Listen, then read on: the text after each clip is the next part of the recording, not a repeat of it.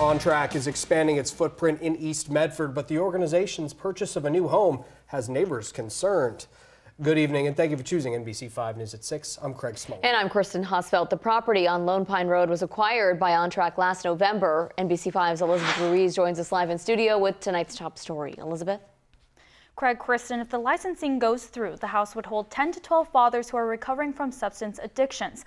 While OnTrack says it's an ideal location for the dad's program, neighbors tell me they're concerned.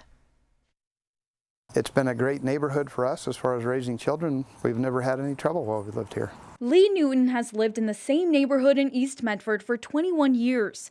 He says the neighborhood on Lone Pine Road is a tight-knit community with everyone looking after each other's homes. But he's afraid the state of his neighborhood will change after learning OnTrack bought a house down the road. I really honestly think that our property values will probably go down. It will be more difficult if any of us decide to sell or relocate. Newton says it's concerning the property is next door to a pharmacy and 3 blocks from an elementary school.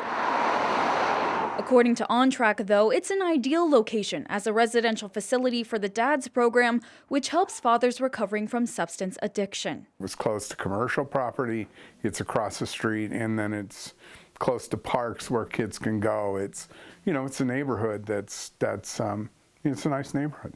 OnTrack Executive Director Alan Ledford says he thought it would be a good fit as it sits in the corner of the neighborhood and is fairly close to the mom's program. He says OnTrack was waiting to notify nearby homeowners until the deal was official, as the home still isn't licensed. The state has to come out and inspect it. We have to have all the policies and procedures and processes in place to meet the treatment requirements.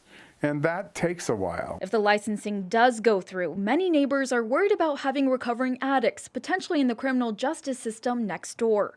They say they've worked hard to live in that area. It's kind of a privilege. It's something you've worked for to live in a neighborhood like this. On the other hand, Ledford says those in the dad's program are trying to make a positive change. These are folks who want to get their life together, and we afford them the opportunity to do that. Looking ahead, Ledford plans to have more transparency with the community, holding an open house for neighbors if the licensing is granted. My hope is that we'll provide decent housing and good treatment to folks, that we'll be good neighbors, that our neighbors will see us that way, that they'll come to us if there are problems and we'll resolve them together.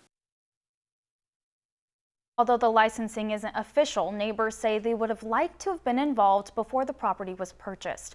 Live in studio, Elizabeth Ruiz, NBC5 News.